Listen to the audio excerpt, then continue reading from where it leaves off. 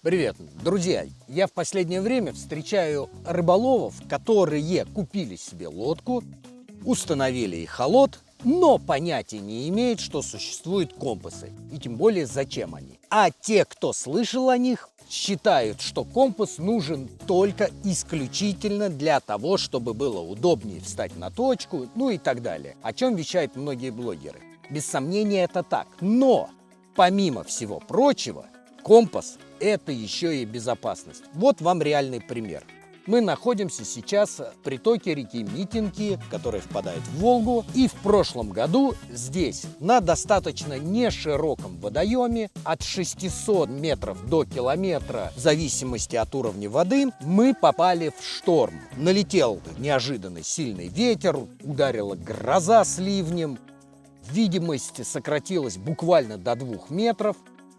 Поднялись огромные волны, а мы на лодочке 340 НДНД от Юконы. В целом лодка хорошая, и поэтому с нами ничего не случилось, но оставаться на воде было опасно. Мы попытались причалить к ближайшему берегу, однако нам этого не удалось, поскольку мы не видели, куда плыть, а карту на эхолоте крутило во все стороны. То есть было достаточно страшно и очень опасно. И поэтому я считаю, что компас – это прежде всего безопасность, потому что подобная ситуация могла возникнуть на большом водоеме, например, на Рыбинском водохранилище, в море, да где угодно.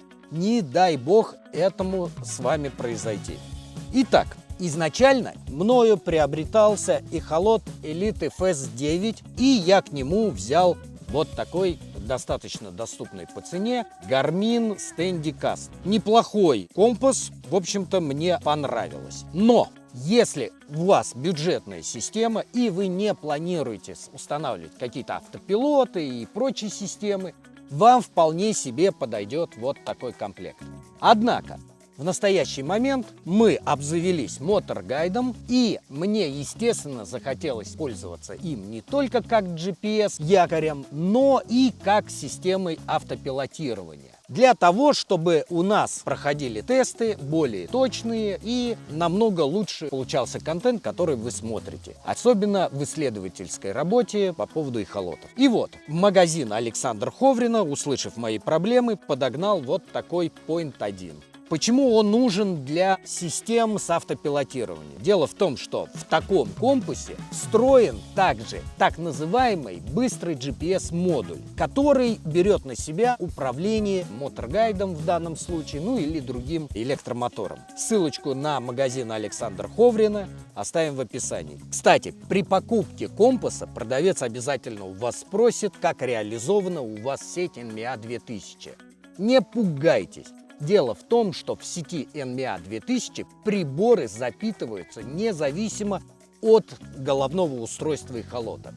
И поэтому, если у вас бюджетная система, ну, скажем, только компас, датчик и головное устройство, вам будет достаточно вот такого кабеля. По сути, это переходник, которым запитывается непосредственно компас. Вставляется в разрыв между компасом и головным устройством. Ну, а у кого к сети NMEA 2000 подключен также мотор и другие устройства, то понадобятся так называемые тройники, чтобы сконфигурировать сеть и кабель питания этой сети. Итак, перед нами два народных представителя. Это Lowrance Elite FS9 и Garmin EchoMap UHD серии SF. Оба аппарата предоставлены для тестов и обзоров магазином Александра Ховрина. Ссылку найдете в описании. Рекомендую. Сейчас мы проверим эти эхолоты на воде, как они будут вести себя с компасом и без.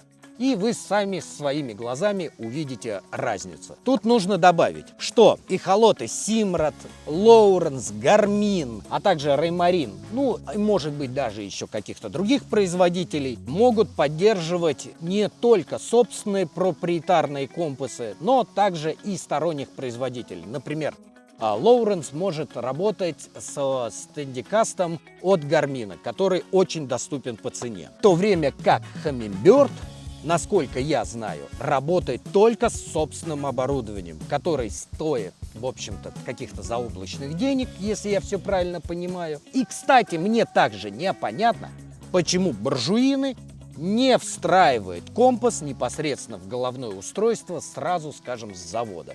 Ведь на самом деле разница в цене будет совершенно незначительная. Но вот эти вот капиталистические буржуйские вещи нам, наверное, не понять. Итак, перейдем к тестам. Пойдемте. Кстати, для установки в лодку компаса Point 1 мы используем вот такое крепление. В описании к ролику я оставлю для вас контакты Антона, который их изготавливает. У него имеются варианты из пластика, алюминия и нержавейки, а также еще много интересных ништяков. Итак, мы в лодке недалеко от берега. Чтобы вы могли одновременно видеть в кадре движение лодки относительно береговой линии и сравнивать с положением лодки на экране эхолота. Для начала посмотрим поведение Garmin EchoMap серии SV без компаса. На экране установлен режим классического отображения карты «Север сверху». И на экране эхолота мы наблюдаем, что судно стоит в обратном направлении к берегу, чем в реальности. Начинаем вращать лодку электромотором. И эхолот ведет себя непредсказуемо, нередко путая направление вращения.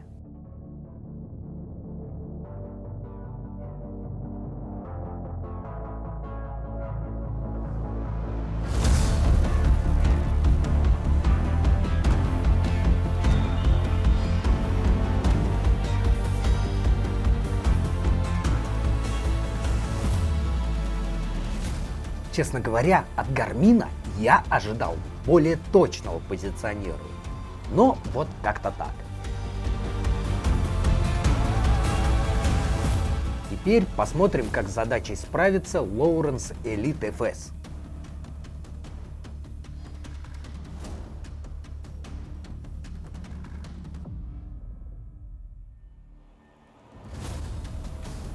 Для наглядности режим отображения карты направления оси лодки вверх.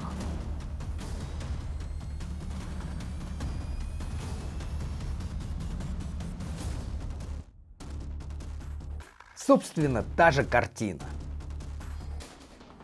Позиционирование максимально приблизительное и хаотичное непредсказуемое вращение карты. Что, собственно, и требовалось доказать. Ладно, теперь оснащаем Garmin компасом и играемся с положением устройства относительно планеты. На экране мы наблюдаем любые изменения положения компаса.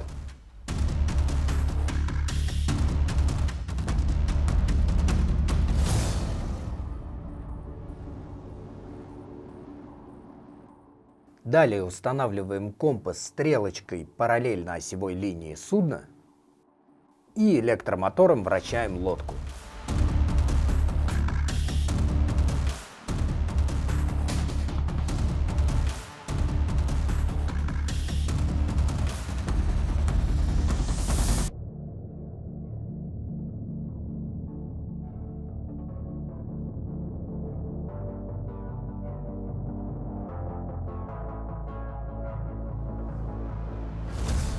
Как видите, эхолот больше не путает, где расположен север, и четко позиционирует положение судна относительно карты.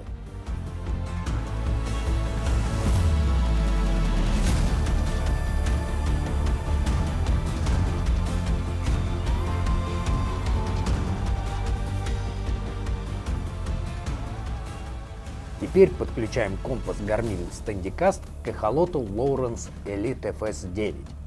Наблюдаем компас в списке устройств сети NMEA 2000. И давайте проверим, как эта связка будет работать. Как и ожидалось, все предельно точно и без нареканий. Надеюсь, этого вполне достаточно для первого знакомства с компасами и пониманием, зачем нужен компас для вашего эхолота. Хотя это далеко не весь функционал и возможности компасов. Например, для реализации функции автопилотирования посредством эхолота, будь то на базе гидравлики с управлением маршевым двигателем или же на базе электромотора, он же GPS-якорь, необходимы уже более серьезные модели компасов, которые содержат в себе так называемый быстрый GPS-модуль. Например, Point 1 от компании Lawrence и его вариации Point 1 Up или Precision 9. Но это уже не только другая история, но и значительно более дорогая. Хотя, друзья, мы уже заканчивали монтаж этого ролика, и перед самой публикацией магазин Александр Ховрина прислал нам на тест вот этот компас Fix Point. Имеется масса оснований считать этот прибор королем всех компасов. При этом он значительно доступнее по цене своих конкурентов. А так ли это на самом деле, мы выясним в следующем видео, посвященному этой тематике, в котором проведем жесткий анализ и тесты данного оборудования. А на сегодня, пожалуй, все. Напомню, у вас есть возможность донатом по ссылке в описании поддержать канал. Обязательно подписываемся, ставим лайк и помните, дядя Вова плохому не научит. Пока.